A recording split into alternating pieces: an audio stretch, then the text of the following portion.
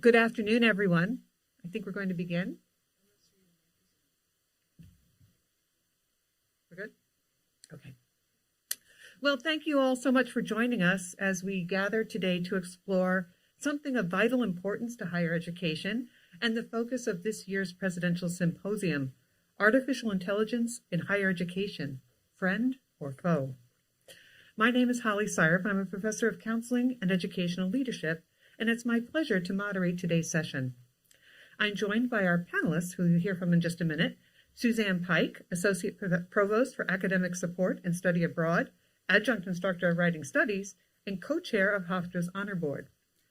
Christina Casiopo-Birch, Associate Dean of the Center for University Advisement, Dr. Sean Finelli, Associate Professor, Education Leadership and Policy, and Dr. Rebecca Natow, Assistant Professor of Educational Leadership and Policy, Director of the EDD Program in Educational Leadership and Policy Studies, and the MS Program in Higher Education, Leadership and Policy Studies. Our panel today will share their insight, experience, and perspectives on the opportunities and challenges that AI brings to higher education.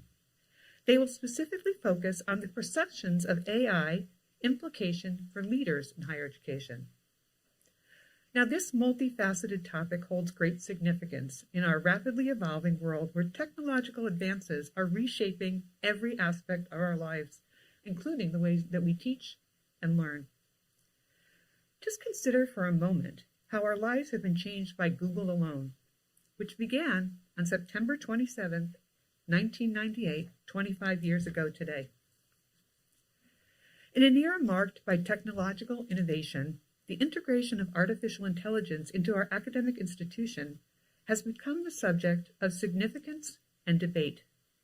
It has the potential to revolutionize the way we teach, learn, and manage administrative tasks, but it also raises complex questions regarding ethics, equity, policy, and leadership, as well as the future of human interaction in education.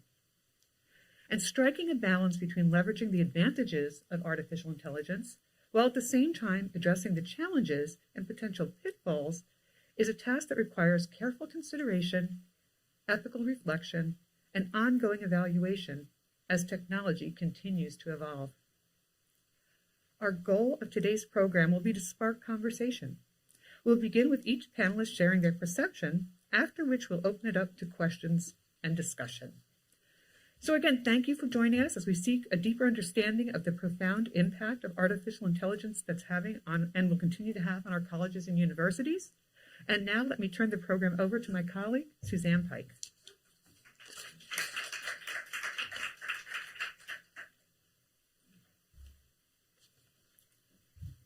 All right, everybody, thank you. So my perspective today is coming as the co-chair of the Hofstra Honor Board, a position that I've had for a number of years. And I wanted to start today's program with just a visual of the number of what we call incident reports or honor code violations that are filed with the university. So I did a 5-year span, and the blip in the middle is during COVID. So we definitely saw an increase in honor code violation reports during COVID. Everything was online. It was a very tempting experience for students. But what I wanted to mention was that this past academic year, we are back down to the 2018-2019 numbers, which is great. And that's approximately 80 incident reports a year. Keeping in mind that's what's reported, the actual number is probably much higher. These types of cases are very typical. They usually involve plagiarism, unauthorized use of help sites like Chegg that foster cheating, and then what I call old-fashioned cheating, hiding their notes and they're using their cell phones. And in recent years, there's more attempts by students to skirt around the online test environments. So they get very creative with that. So what we saw this past year was not an increase in violations, just a shift in the types of violations. So December 20th, 2022, we had our first reported case of the use of AI here at Hofstra, and that coincided with ChatGPT being released almost a month earlier. The faculty member reported the incident in February. I'm going to assume the student had an incomplete, the grading was late, and that's why the incident wasn't found until February. And I thought it was interesting to put here what the faculty member put on the incident report, which was students submitted plagiarized midterm and final exams. I warned her after the midterm exam that plagiarism was a violation of academic honesty and offered her an opportunity to redo the exam in her own words. She declined. The final exam was generated by ChatGPT, confirmed by GPT-0 software. So when we look back at the numbers from February to August 2023, there were 51 total honor code violations, all different types, but 22 of them involved the use of artificial intelligence or ChatGPT. This is 43% in a very short time span. What I can tell you informally is that since the start of this academic year, we've had 2 honor code violations filed. It's only been, 3-4 weeks of school? And the 2 violations both involve the use of ChatGPT.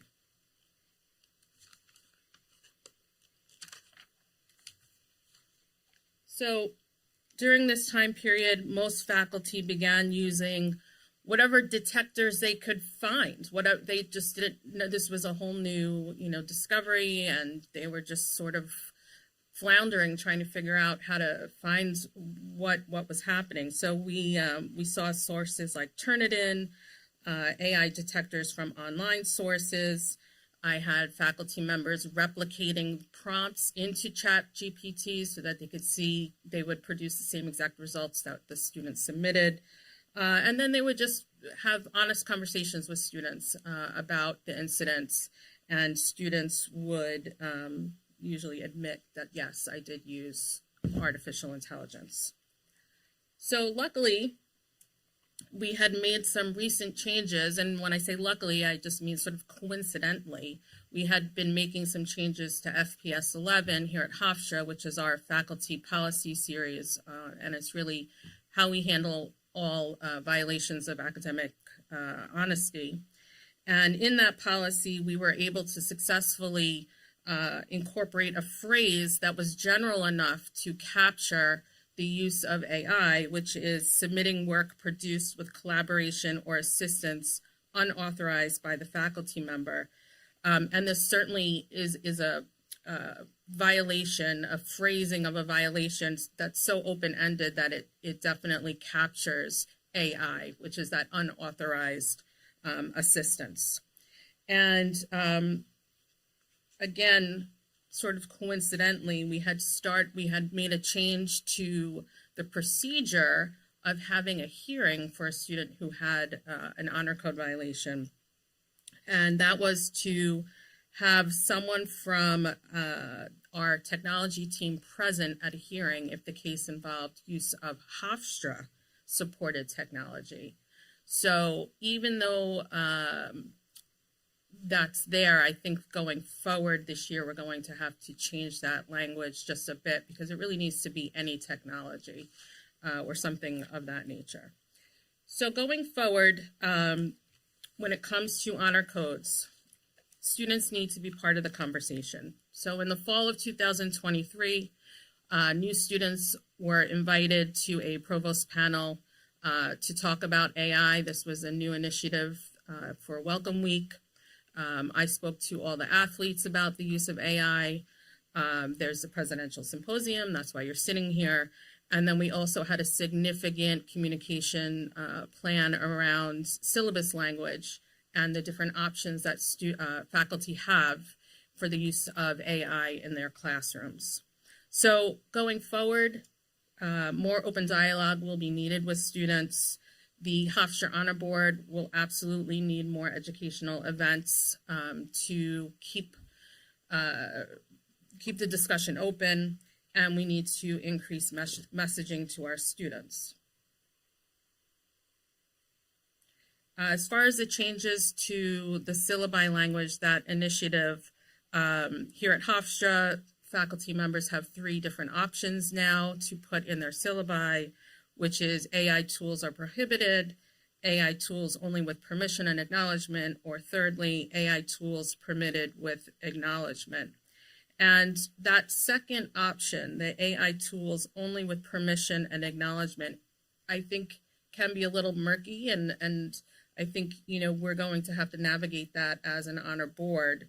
And really that's going to have an impact on future honor code or honor board cases that we have to deliberate, and really look at the nuances of the language in each faculty member's syllabi.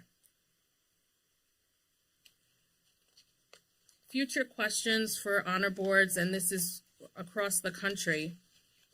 Number 1 is, by having faculty members across campuses having different policies, what is the impact on students? Does that lead to confusion? For instance, in one semester, you may have 5 different professors, and there might be a variety of different options in each of the classes happening. And I think, some students possibly are going to find that confusing because they can go from one class to the other and have different policies in place. There's some discussion out there that there's sort of a mistrust between student and faculty. Students might say, well, why can't you trust that this isn't generated with AI? These are my own words. Will this lead to more oral exams and defensive work between students and faculty? What impact will this have on departments? You may have a department and faculty are doing all different things. Some are accepting it, some are not. And so will this lead to confusion within departments? As far as the impact on honor code violation reports, are we going to see more? Are we going to see less? Or are they just going to be different? And this year will certainly answer that question for sure. We also need to have conversations about what is reliable as far as those AI detectors. We just don't know right now. We're sort of in a holding pattern of what we can trust and what we can't trust.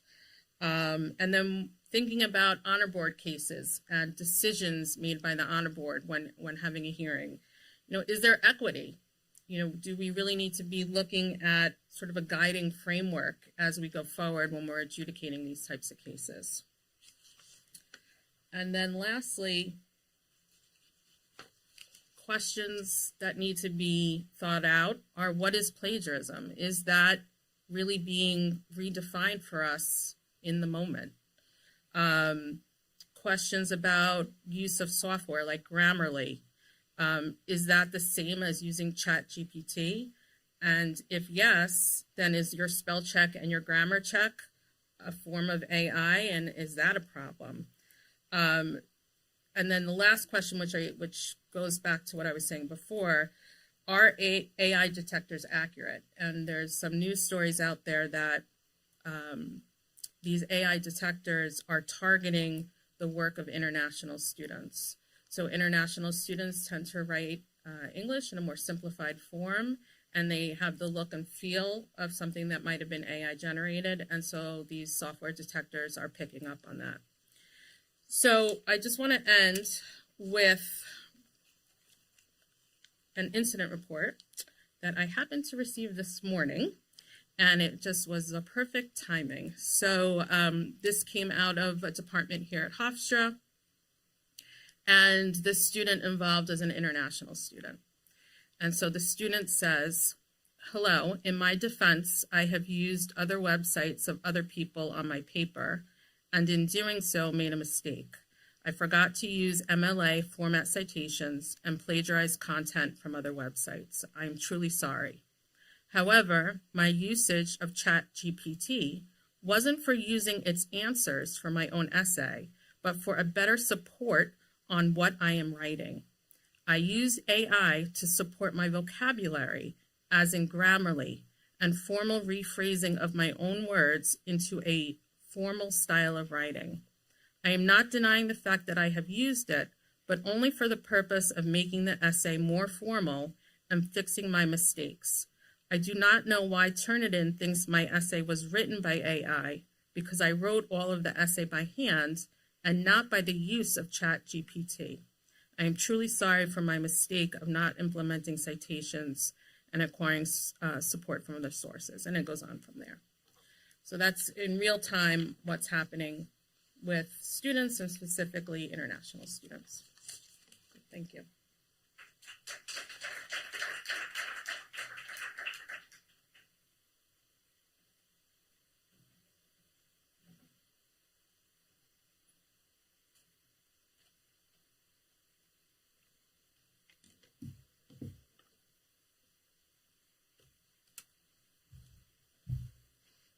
Hi, everyone. Great to be here today. It's an honor to be with you. So I'm going to be discussing the implications of AI through two different lenses. One as a student services administrator, because I work as an associate dean of advising in the Center for University Advising here at Hofstra, and that falls under student services. I also will be discussing implications through the lens of a student, since I'm a second-year doctoral student here in Hofstra's Educational and Policy Leadership Program. I intentionally began today with the image of a sunrise to symbolize that AI is the dawn of a new era. This next image really grabbed my attention. The question is, though, what is it? So on the left, I see a cute bunny, and on the right, a totally different bunny. I love the literalness of flipping the bunny on its head to create something we've never even imagined before. Just like AI, which presents us with a completely new paradigm. Student services plays a significant role in student success and retention. Those of us in the business love to say we serve students from application to graduation. Examples of student services include academic advising, career advising, health and counseling services, and many more. AI is transforming how we serve students by allowing more efficiency and productivity. It brings access and convenience in a timely and personalized manner. An example would be a 24/7 chatbot that students can utilize on the weekend or after 5 o'clock. So this could be utilized in academic advising and many of the other student services that we have on campus.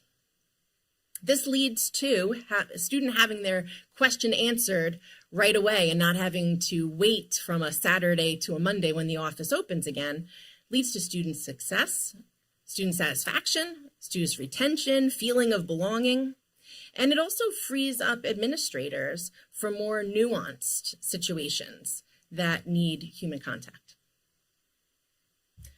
Also leading to efficiency and productivity is AI's predictive analytics to, for example, retain students and get them over the finish line to graduation. We may do this, or AI predictive analytics may do this by identifying at-risk students and offering timely interventions. AI can automate and streamline repetitive administrative tasks so that administrators can focus on student needs. This could even cut costs for students with a question mark.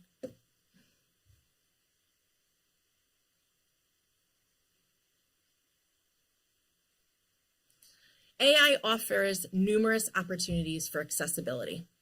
So in my research, I found a myriad of apps out there using AI, and this really levels the playing field for students with disabilities.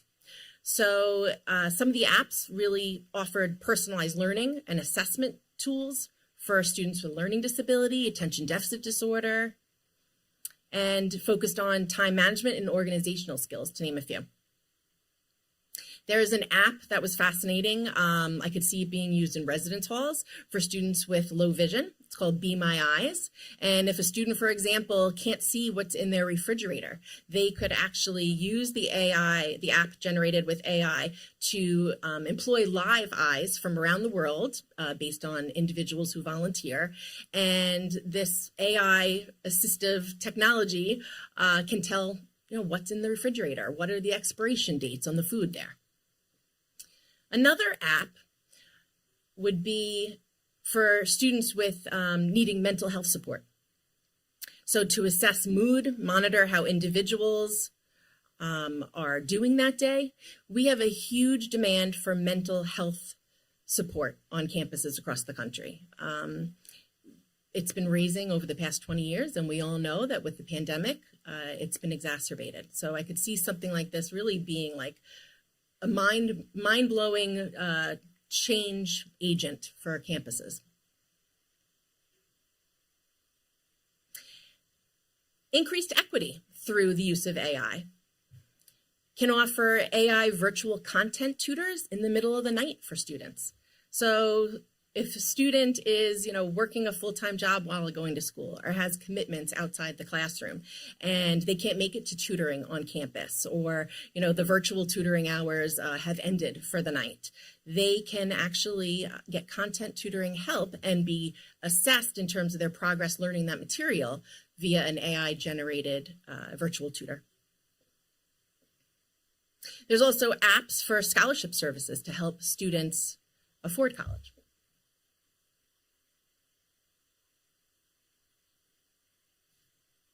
AI offers opportunities for enhanced student learning. It's a tool with the potential to create personalized or curated teaching and learning experiences. And who doesn't love a curated anything, right? We love our Spotify playlists, our Apple playlists, our recommendations from Netflix on what to watch next based on what we've watched before. For enhanced student learning, it can also offer a more active and engaging learning environment. It can offer convenience and time saving. So we've spoken about the advantages of AI. Let's transition to the challenges. In terms of ethical implications for AI, Suzanne just spoke about academic integrity. We've heard in the news that false information inaccuracies can be present in AI-generated software, for example, ChatGPT. And I was reminded of the old phrase, garbage in, garbage out, by Dr. Finelli a week or so ago. And I really think that this applies here. So if AI algorithms are being created by, inputting information from text, from books that have false information, or the internet that has false information, then we're going to get garbage. Privacy of student data. Higher educational professionals have a responsibility to protect our student data. So if we are collecting student information, running it through AI predictive analytics, we need to protect that student data. We also need to be transparent with students about what we're collecting, how we're using it. Ethical implications in terms of bias in algorithms. So we need to make sure that algorithms are not reinforcing existing biases in society based on race, gender, ability, for example. In the past year or two, there's been at least one issue in the news regarding Google, specifically with bias facial recognition. Ethical implications regarding environmental impact. So the carbon footprint created by energy used to power AI, that's a real thing, and it's a decent size. I think the example was taking a flight, an airplane from New York to California. The one, again, I'm not an expert in terms of the computer science piece of it, the engineering piece, but it would be a significant larger footprint using AI generated software. Okay, and I think that they will probably get better, the technology will get better over time to reduce that carbon footprint, but that is an issue. Job elimination and elimination of majors. I mean, we work with students who have dreams of going into different areas of careers. So do we say that certain jobs, certain majors are in jeopardy? Writing related majors, for example, computer science related majors, if code is being created by AI.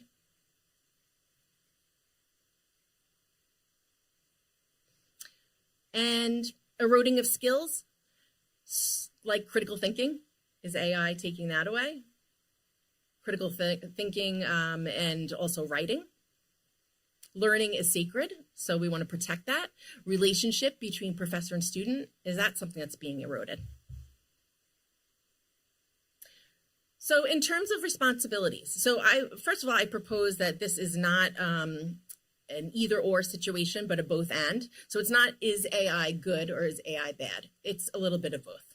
So with that, there are responsibilities for higher education professionals and for students. So there's no doubt that we have, it's imperative that we monitor AI. And we have more conversations like today in all venues of society. It's the responsibility of higher education leaders to train staff and faculty how to use AI and to offer ongoing evaluation of the tool. And also to train students on how to use AI and how not to use AI. To offer clear guidelines and to create a culture of integrity. And for us as higher education professionals and student services to model the ethical use. So let's end where we started. This image to symbolize a new paradigm. The image on the right is still a bunny, but a very different kind of bunny. Our reality is still reality, but a very different kind of reality with AI. Thank you.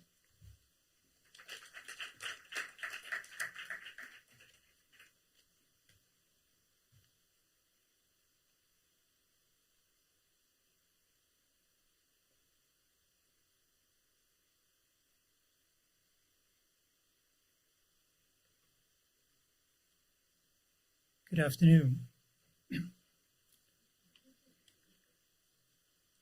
As we enter the era of AI, we enter a period of change in colleges and universities at all levels. The university, schools, departments, programs, and some of it will be significant in the academic arena, especially, as we have just heard. Today, I will touch briefly on the ways that leaders at all levels in a college or university can deal with change associated with AI. As leaders, we want change to be positive, exciting, and easy. It won't be unless we have leadership tools to deal with change resulting from the use of AI. The role of a leader is to help others adapt to change. They transfer a shared vision to their teams or to their reports. Their first task is to develop that shared vision. To look at change as an event is wrong. Change is a process, and it is an ongoing process that we really don't know where it will take us.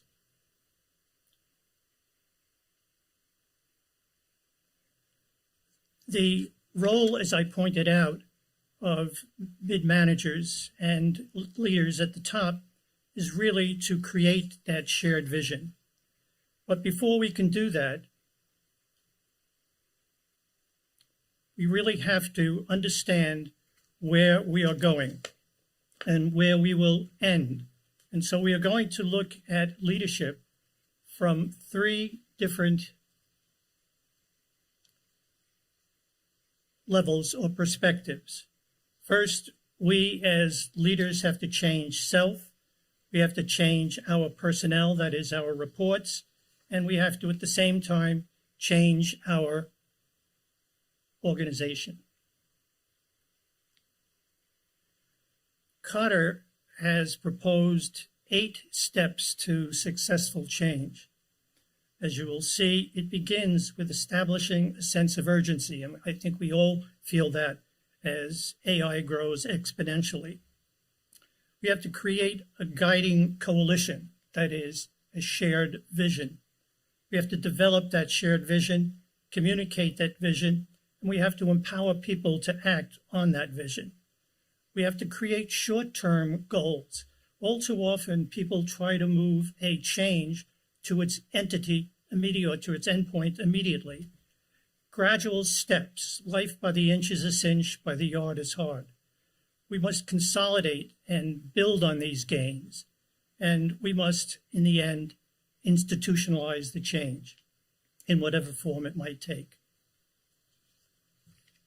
There are a number of leadership styles that we can use with respect to adapting to AI change.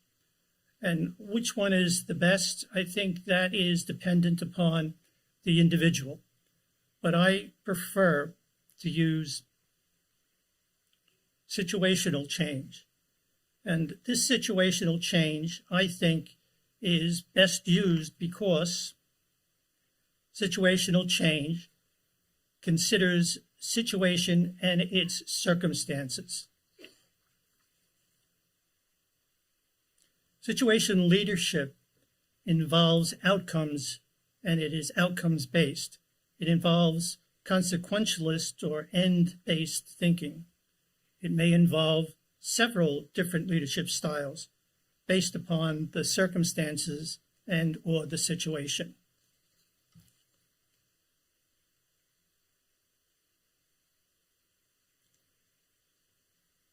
It is a leadership style that requires the leader to understand the task and the maturity level of their reports and the environment in which change will occur.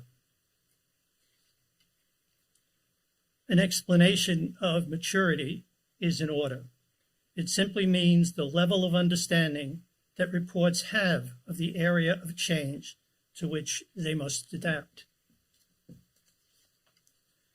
If you're going to affect change, leaders must try to thoroughly understand AI and also the maturity of their reports, as I've just mentioned previously. The period of change that leaders have, in a period of change, leaders must have a skill set in their leadership toolbox that will facilitate change. And there are 4 core skills necessary for leaders in this venture in order to be successful. The first, diagnose. The second, adapt. The third, communicate. And the fourth, advance. Of the 4 competencies, I cannot stress enough the importance of up-to-date communication at all levels. Change should always start with communication. Oops, sorry, pressing in one button. The chart that we see here kind of summarizes institutional, or rather situational, leadership. It begins with forming, storming, norming, performing. Begins with the instruct, the convince, the consult, and the delegate. And so if you look at this chart, you'll note that the level of change from the interpersonal relationships ebbs. And in the last phase, we see that it's really left to the reports to carry out the task. As noted and mentioned earlier at slides, the end point is outcomes. We're really looking to bring the institution, the unit, the department to a successful outcome. And so in looking at outcomes, each unit must determine the best outcome when dealing with change resulting from AI. But how do we know what these outcomes should or shouldn't be?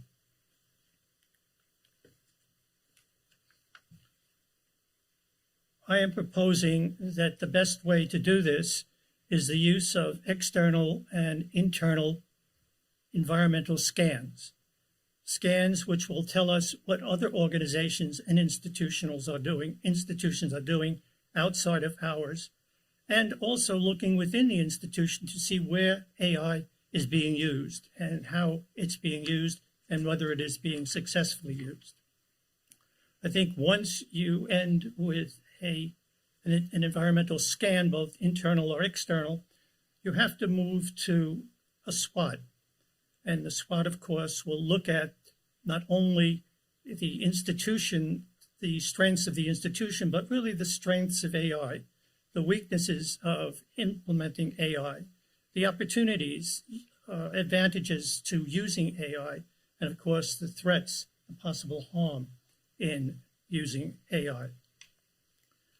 I think in my opinion, the way the institution will use the AI is probably in analytics. I think that it will do so by trying to examine reports that the university itself develops using AI, looking at reports that are developed external to the university that use AI. And I believe that the situational leaders must also examine carefully, again, what their knowledge of AI is and adapt their leadership style to that change.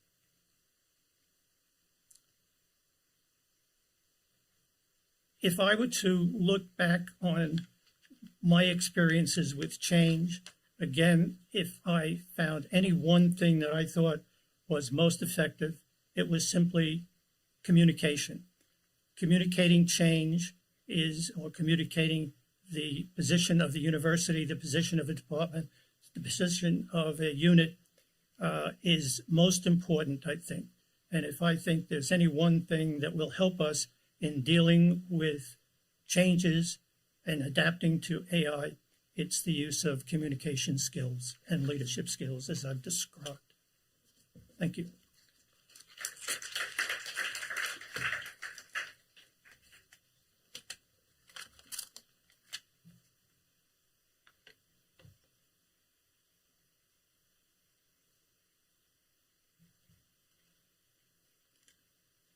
Good afternoon, everyone. Thank you so much for being here today.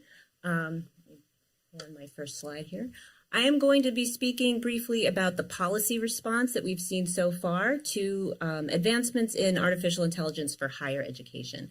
Overall, at different levels of government, federal, state, and even institutional, there hasn't been much of a policy response in terms of concrete mandates and guidelines and requirements. It's been more of a listening and learning process. And I think that's a good thing because as we saw last academic year in New York City's Department of Education, once ChatGPT really came onto the scene, the school district universally banned the use of ChatGPT in its classes. It ended up backtracking on that in the spring, just a few months later. And the chancellor of New York City schools said at the time that that policy was reversed, and this is a quote, "The knee-jerk fear and risk overlooked the potential of generative AI to support students and teachers, as well as the reality that our students are participating in and will work in a world where understanding generative AI is crucial." So that's an example of why it's good, I think, that policymakers are taking the time to really listen and learn and do their research on what AI means for education and for higher education in particular, before jumping in with a lot of mandates and requirements. Having said that, there has been a little bit of a policy response at all levels of government. At the federal level, for example, in 2022, the White House Office of Science and Technology directed the Department of Education to release recommendations and guidelines on the use of AI in education. So what did the Department of Education do at that time? The department decided to engage in listening sessions. So they gathered students and their families, teachers, educational leaders, researchers, educational technologists, and other stakeholders together and asked them, what's happening with AI? What are you seeing? What are the possibilities of AI in terms of enhancing education? What sort of challenges should we expect when it comes to using AI in education? And the result was they came out with a report, and you see the title of the report here, Artificial Intelligence and the Future of Teaching and Learning, and this was released in May of 2023. Among other things, the report did say that artificial intelligence can support teaching and learning. It can help customize education to local contexts. It can help teachers provide individualized instruction for students. It can also help reduce a teacher's workload and save time in the classroom. So for example, if a teacher is giving a lecture and wants to pull up a map of ancient Greece, and it would be very easy for the teacher to say to the computer, even verbally, please pull up a map of ancient Greece and have it just pop up on the smartboard. That would save a lot of time for the teacher having to identify, search, and bring up that material on their own. At the same time, however, the department was very careful to say that educational leaders should take a human-centered approach to artificial intelligence in the use of education, should make sure that the use of AI supports teaching staff and doesn't replace the teachers. In fact, the department was very clear on its position that AI cannot replace human teachers, but wants to learn how we can make use of AI to supplement teaching. The Department of Education also stated that they're very interested in promoting and probably eventually funding research on the development in AI in education, not so much in its technical uses, but on the social context of how teaching and learning exists, how students interact with each other, how they interact with their teachers, and how AI plays a role in those relationships. Here's a quote directly from the report that I thought nicely illustrates one of the Department of Education's points. It says, AI processes information differently from how people process information. When we gloss over the differences between people and computers, we may frame policies for AI in education that miss the mark. So again, really focusing on that human-centered approach. And here's another quote that I think is really important. Bias is intrinsic to how AI algorithms are developed using historical data. And it can be difficult to anticipate all impacts of biased data and algorithms during system design. The department holds that biases in AI algorithms be addressed when they introduce or sustain unjust discriminatory practices in education. Panelists previously spoke about algorithmic bias in artificial intelligence. That bias is real. It's having impacts already in education. And the Department of Education was very clear that when there is policymaking going on regarding AI, when there's planning for how to use AI in higher education institutions and all educational institutions, that policymakers and leaders should be mindful of algorithmic bias and come up with strategies for how to address that. At the state level, again, not much in terms of mandates and requirements in the policy response, but also, like the federal government, a lot of listening and learning is going on. WCET, which is a subsidiary of the Western Interstate Compact for Higher Education, conducted a report.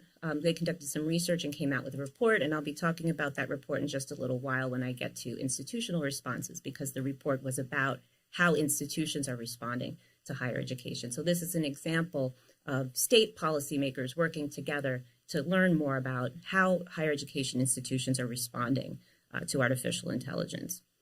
There are other examples of concrete policies that are being made, and these mostly have to do with funding for research on AI, and also, again, forming task forces to listen and learn and understand better how AI is affecting education. So, for example, in the state of Utah, there's the Emerging Technology Talent Initiative, which provides funding for expanding programs on artificial intelligence and other high technologies.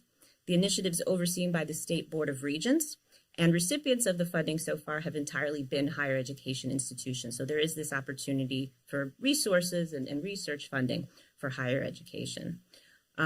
Also in the state of Illinois, the state legislature created a generative AI and natural language processing task force. And on that task force are the state superintendent of education and the executive director of the Board of Higher Education as members. So these educational leaders are playing an active role in shaping policy at the state level. Institutional responses. There has been more in terms of guidance and actual mandates and policies at the institutional level. The WCET report that I referenced just a little while ago indicated, and this was as of February and March of 2023, so several months ago now, about a third of institutions that they surveyed either had policies in place or were actively in the process of developing policies. And another third were considering the adoption of policies. So since then, it's probable that even more higher education institutions have come up with policies relating to AI. It probably won't surprise you that the majority of those policies have to do with academic integrity. Less frequently, there were policies around data security and privacy, the use of AI in instruction, intellectual property rights, syllabus statements, and least of all, accessibility. And although respondents indicated that algorithmic bias is a problem, recognized the problem with algorithmic bias So far, institutional policies have not addressed algorithmic bias at this time. Some other institutional responses that I found interesting. A small but increasing number of institutions are dedicating some sessions in their new student orientation to informing students about generative AI, its uses, and existing educational policies. So really educating new students coming in about those policies at the institutional level and how to use AI ethically and what it is. An example of this is this year's new student orientation at the University of San Francisco included a whole session about ChatGPT and ethical issues surrounding its use. Again, institutional policies regarding academic integrity are the most common, and there are policies in place at universities like Rice University and Stanford University, which are basically treating ChatGPT as a form of plagiarism. So telling students that if they are going to be using ChatGPT as a resource, they need to be disclosing that and citing it properly. But the universities also have specifically said that individual instructors can ban the use of ChatGPT and other forms of AI for their classes. Another interesting institutional policy has focused on the use of AI in admissions essay writing. I found this really interesting. Some law schools have really zeroed in on the admissions essay, some of them saying specifically you can't use artificial intelligence to develop your admissions essay, but others actually allow it. They give students the option to write their admissions essay using artificial intelligence, so long as they disclose that. And the argument for doing that is that lawyers frequently use AI in their work, and it would be better to have students do so with full disclosure and under proper supervision than to ban its use entirely. So I thought that was interesting. So in conclusion, again, policymakers have generally not moved quickly to create policy around the use of AI in higher education. Policies that have been made largely focus on academic integrity issues, and there's also been provisions of funding for research and for innovation, and at the government level, really doing those listening sessions and looking into research on artificial intelligence. Policymakers should consider developing policies relating to privacy and data security issues around AI, as well as mitigating the effects of algorithmic bias and the digital divide. Not everybody has access to all of these technologies. Also, it's important for leaders to heed the Department of Education's advice on taking a human-centered approach. How do we supplement what we do in the classroom and outside of the classroom in student development activities, for example? How do we enhance that with artificial intelligence while still taking a very human-centered approach to higher education? And finally, policymakers should encourage research not just on AI use in technology, but how its use is affecting people in higher education and the social context surrounding teaching and learning. So I think I will leave it there. Thank you, and I look forward to your questions.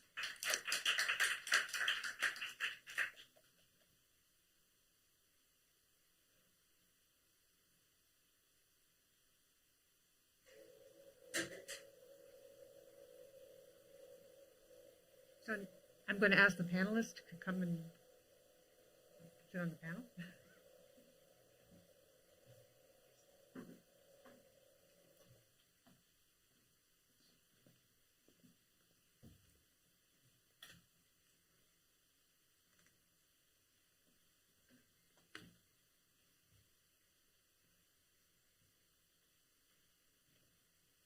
We're going to begin with a few questions that we actually have for our panelists, and then we'd like to open it up to everyone in the on the group to ask any question that you'd like. We do ask that if you ask a question that you go to the microphone so that we can clearly hear you because it is being live streamed. The first question that we'd like to ask is to Dr. Natow. You mentioned a lot about policy. What is an example of data security or privacy issues involving AI that may need attention from institutional leaders or policymakers? Yes. Oh, good. My microphone works. So anytime you have a third-party technology company that's going to be having access to any sort of data that we use in higher education, whether it's through teaching or research or student services, there's going to be data security and privacy issues. There was a situation this past summer with Zoom where they had an announcement about their terms of service where they would be using some of the data from use of Zoom through higher education institutions to train on artificial intelligence. And there was a bit of an uproar about that and a little bit of backlash, and Zoom actually started to walk that back and say they would not do that without notice and consent. But that's an example of a situation where data privacy and security can come up in the higher education context. Also, with regard to research, there's been a lot of talk in social media and elsewhere about, can we use artificial intelligence to analyze our data? But I think there's a number of problems with that. First of all, what we've been hearing through a lot of the presentations about artificial intelligence not really being entirely accurate right now. And it might take a while for artificial intelligence to develop to the point where it can actually be sophisticated enough to do that. But there's an ethical implication as well. So, for example, if you have interview data or survey data from human subjects, did they give consent to have their data analyzed by artificial intelligence? So I do think it's an area of interest for institutional review boards and other ethical boards, for example, to consider what is the ethical use of artificial intelligence in research, not to mention just good research practice. You know, is there a human-centered approach here if we're using machines to analyze our data? Thank you. Suzanne, can you tell us just a little bit about what or how training has, for the students and the faculty on the honor board, has actually changed this year? Well, for faculty, it hasn't changed yet.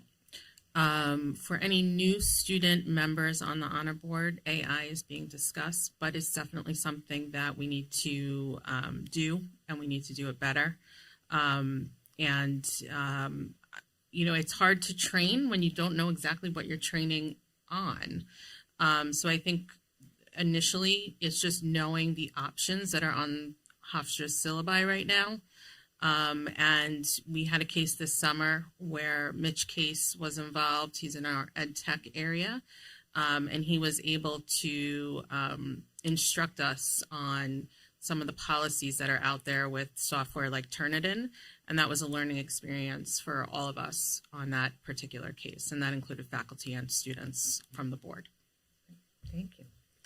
Dr. Finelli, as a leader, what would be the most important action that should be taken with respect to AI? I think there are two actions as I closed with communication, I guess, and the second C would be collaboration.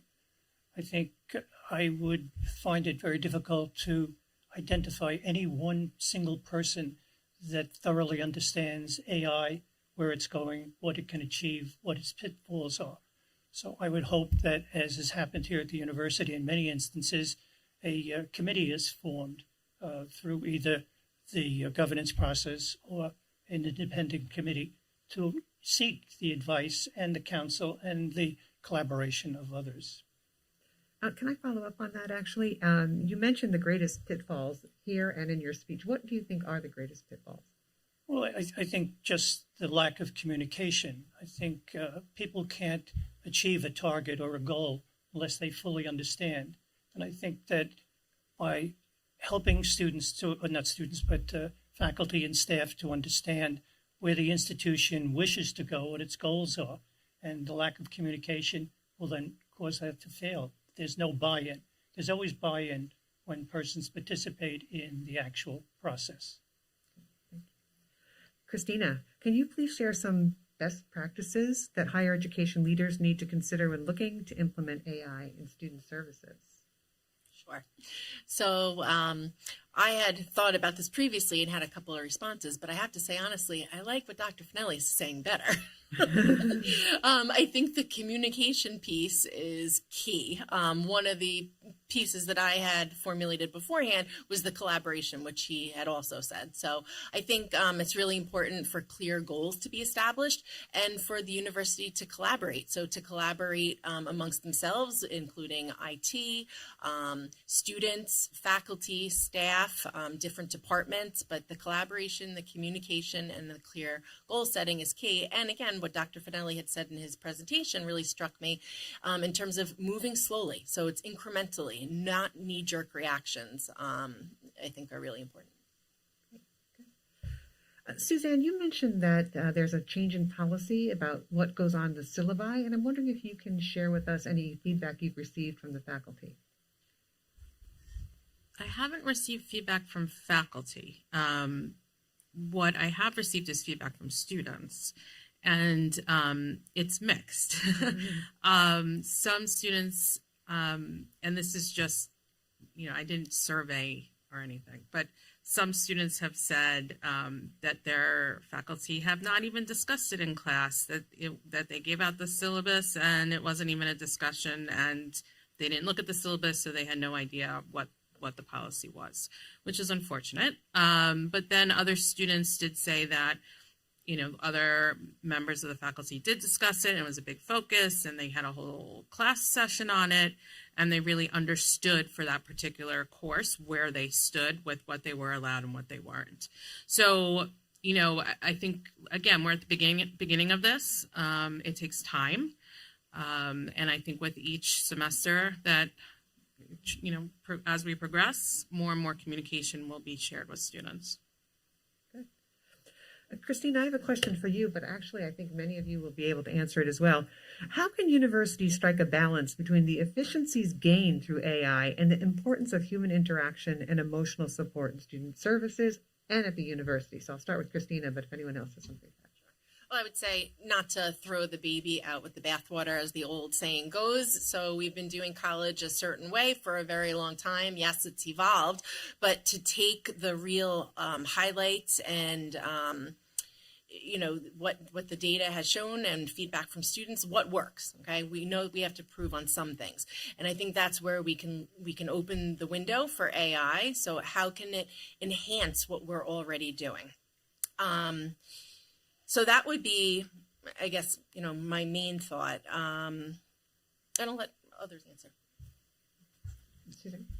Yeah, I can go next. I think it's a great question, and I agree with that. I want to be optimistic because I see how much higher education has adopted to other forms of technology, and I'm thinking even in the recent past, in response to the pandemic, when we had to shift everything into a fully online format on very short notice during the middle of a global public health crisis. And for the most part, higher education adapted to that really well and endured. And we learned things through that experience that we're using now to enhance our teaching. So I think if we take an approach and a perspective of artificial intelligence as something that we can use to enhance what we're doing and make it even better, and figure out ways that we could do that, then I think higher education will adapt and will be able to use artificial intelligence really effectively. I was just going to add that I think it also depends on the user and how they view higher education. So, when we shifted to online during the pandemic, you had a certain segment of students who loved that format, didn't need to have Zoom. They just wanted their online modules and wanted to get it done quickly. But I think overall, most students, most users really wanted that human interaction, whether it was through Zoom or coming back to campus. So that element of human connection still is there. Everybody wants it. And that's, I think, where we have to just keep focused. I think the reason I spoke about situational leadership is because it really adapts to the circumstances, to, as I pointed out, the maturity of the reports. And I think that's important for people to understand that in each case, it may be different from one department to another, from one school to another. And so already I've seen articles about dealing with AI in the law school, as opposed to dealing with AI in perhaps the School of Comm. Good. One last question from me, and then we'll open it up to the crowd. What, if anything, this is for Dr. Nato, what, if anything, have higher education accrediting bodies said about AI?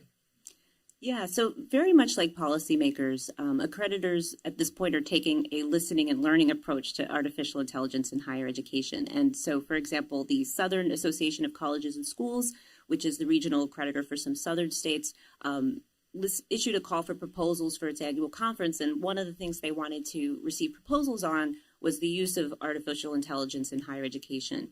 And that was listed under its innovations category for the conference. So very much looking at AI in higher ed as an innovation and not something to fear or something to fall under, for example, the academic integrity section of accreditation. Also, and this is something I found interesting, some institutions are beginning to include in their self-study reports for their accreditors how they use artificial intelligence in instruction and also outside the classroom, and also whether they're doing any research or innovation around artificial intelligence. So that's something that institutions are beginning to include in their communications with accreditors. Great, thank you. Okay, well, now we're ready to open it up to the audience. Anyone have any questions? And if you do, please go to the microphone.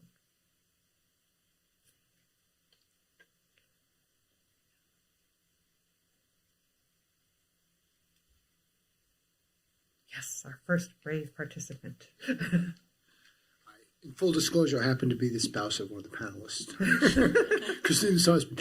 So my question, but it is a legit question, and it's for any panelist. Do you, having taught composition at the college level, do you foresee, especially in the humanities, a movement away from written assessments, independent papers, maybe more towards actual in-class assessments, whether it be written form or multiple choice? Because clearly there's going to be a degree of an arms race between our ability to, properly use AI and properly detect its inappropriate use. So do you see that as kind of almost like a certain inevitability? I'll just informally say I started teaching for the Writing Studies Department this semester, and I was at one of the faculty-related meetings, and the answer to your question is no. They wanted to keep writing as writing, and we're going to fight any other type of method. So I think it's too soon, right? We don't know, but they were 100%, everybody wanted to keep writing as writing. I agree. I think in general, higher education is slow to change in that particular direction.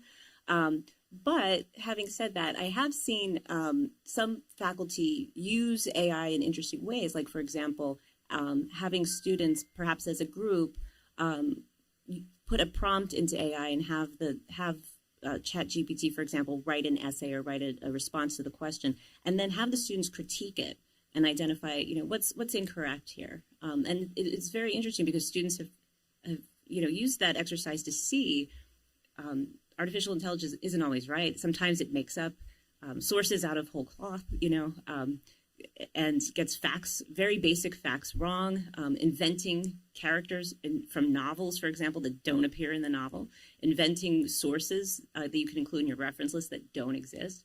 So I think that's an example of a learning opportunity using artificial intelligence to show students not only how to use it, but how there's a lot of real problems with it. I think we're also starting to see different ways of assessment. So as opposed to just writing or just test taking, what other ways? I think faculty are starting to think of other possibilities for assessment to show learning. And it can be very creative. They can be doing PSAs or doing infographics. They can do the research and present it in many different ways than just simply a paragraph or a paper. So I think being a little bit creative, and it's probably time. We do move a little slowly in higher ed, but maybe it's time to start thinking about some of those things. Yes. What an awesome panel. Thank you. Thank you so much. I'm actually coming with a bit of a reflection and a sort of soft general question. I was so deeply struck by something that Suzanne mentioned, which is that we're finding that essays written by second language speakers are being picked up by ChatGPT. That really hit hard, being a second language speaker, and actually made me, experience one of those aha moments, and that's why I'm coming to the mic. It's for no loose reason that these are called large language models. When second language learners are taught the language, especially if they're taught in non-native circumstances, right? I mean, it's very different if you come here as an immigrant and you learn from kind of situations and contexts. But if you're in a classroom setting, in fact, what you're taught is two systems. You're taught the vocabulary system and you're taught the syntactic system, right? So you're taught that there are slots in a sentence, subject, verb, object, and then there are items called words that go into those slots.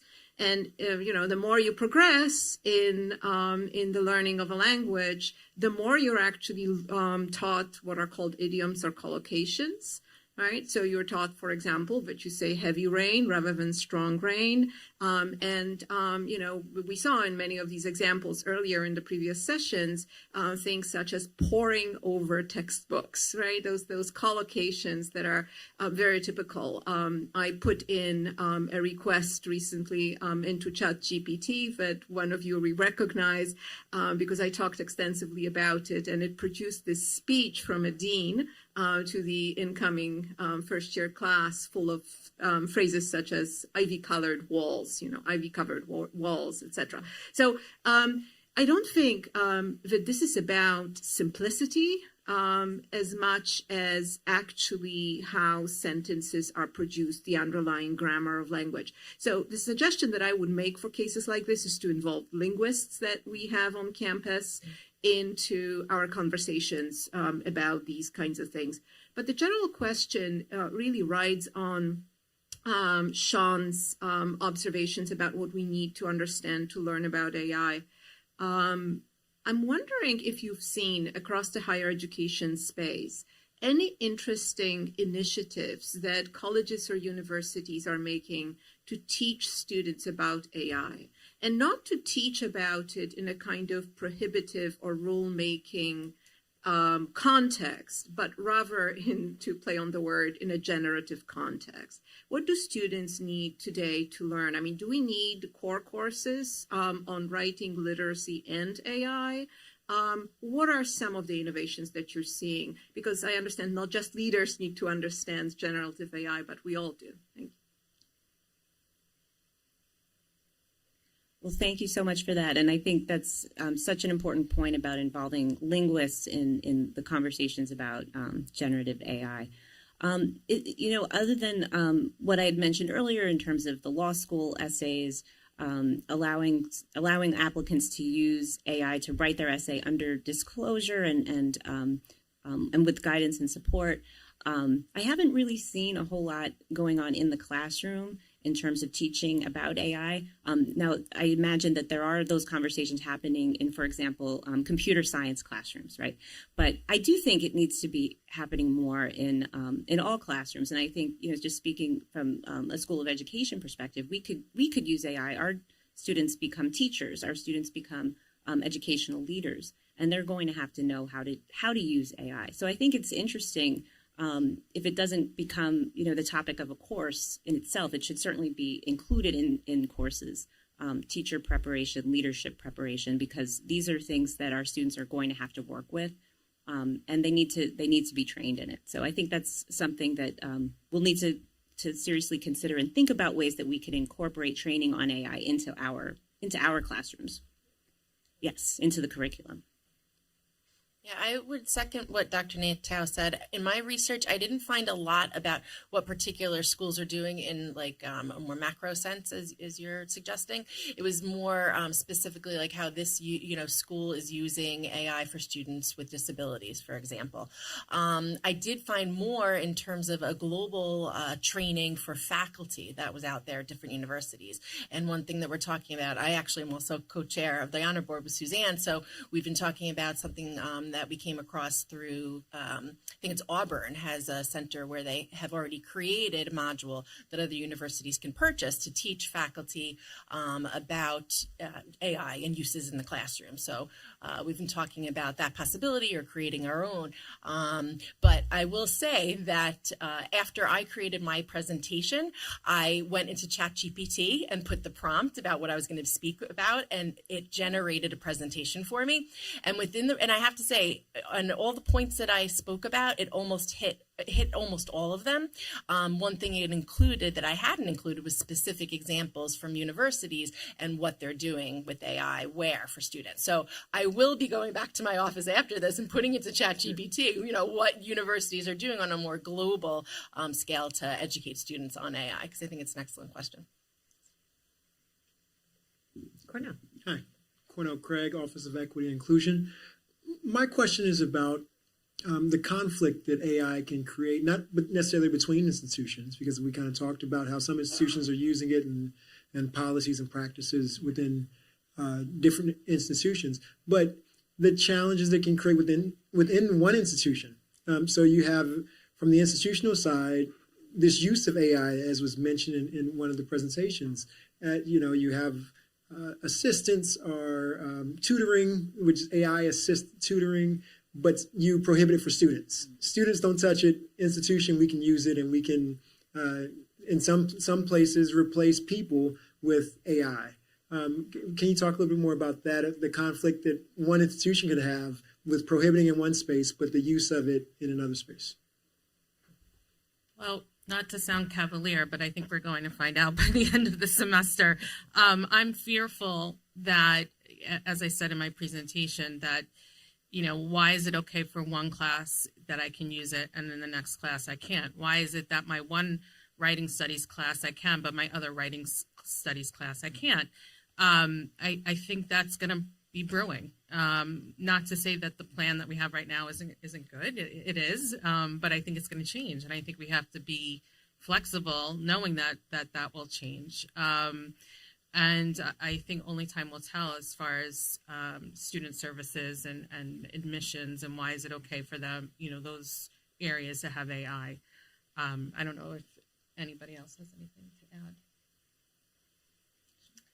Yeah, I think traditionally AI has been used in terms of universities through enrollment management, predictive AI. So I think the conversation's been happening there longer than in terms of the classroom. So I think it's a good question, and I just think that will evolve as we continue the conversation, because there's certain sectors of a university like enrollment management where it's been happening for a while. So I think we're still getting our legs under us, and continuing these conversations it's going to be like the next step. But I agree with Suzanne. It's very interesting about how on one hand we're saying you can use this and it's really good, but don't you use it in the classroom. So it's going to be something that we're going to have to really grapple with. Yes, I'm sorry. Go ahead. Thanks so much for the panel. It was super interesting. So I wanted to follow up on the student services piece and ask you if you could maybe connect the dots between the sort of the rosy picture in the first half of the presentation and some of the concerns and challenges that you brought up in the second half. It seems like some of those would in fact undermine the specific positive aspects of the technologies you mentioned in the beginning. So for example, chatbots, yes, they're available nights and weekends, but we've all had experiences with chatbots where even if they're available at a time no human is available, they are deeply alienating, and they don't draw us closer to the institution, and they make us very angry, and they don't contain correct information, or news stories about therapy bots that tell people to kill themselves. There are a lot of these technologies I think are not ready for prime time. So, when it comes time to what should we actually do, bringing it home, as opposed to the landscape of what people are considering, which of these do you think are really ready for prime time in a student services context? I think that the chatbot could be ready. And quite honestly, I come from, one area of student services, specifically academic advising. So within my office, we've had conversations about chatbots. We had started talking about it, maybe pre-pandemic, a phone tree in a sense, to answer questions before we even knew AI was such a thing. So I think that it's going to be a process that's probably similar across student services. I think it's going to be a lot of, focus groups with students in terms of what they think they need, surveying students, speaking in collaboration with different student services in other universities to see what's working, what's not working, get their feedback. So I really think that it is going to be a slow, kind of meticulous process of surveying and looking at data and comparing, our experience or our clear goals that we want to achieve with other universities and what they have experienced. I'm just going to quickly give two examples. I was in student services for about 15 years, and my colleague in career services is in the audience, and I know that the technology has advanced significantly over the last few years with resume building and the use of AI to generate student resumes and cover letters and things of that nature. Although it's fabulous, I can just imagine what's being generated and the imperfections that are appearing. So if there was a way to sort of balance the fact of like, yeah, we'll give you access to this software, we'll give you access to this tool, but you have to still have that human interaction before and after to make sure that it's in good shape.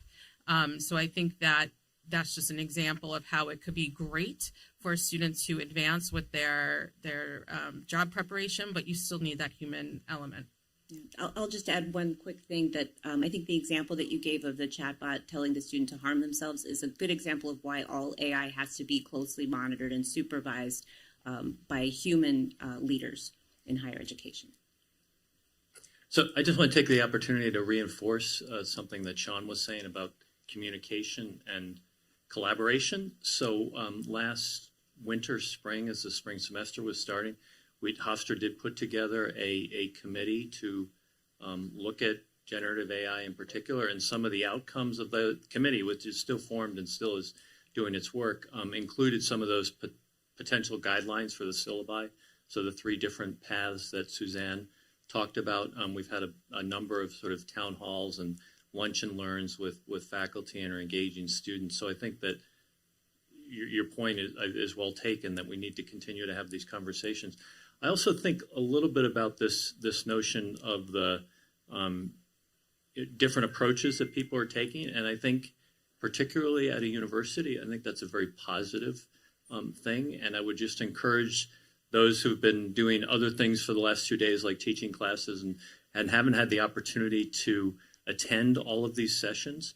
I would encourage you to look at some of them online, because there have been some really innovative approaches taken by our faculty at Hofstra in all different contexts, and what works well for educating K through 12 educators may be a little bit different in a STEM field or in the business school. And so I think providing the opportunity, and just as the policymakers are taking a slow walk and doing a lot of listening, I think our faculty are doing a lot of listening and learning on their own and coming up with some really innovative ways to leverage this technology.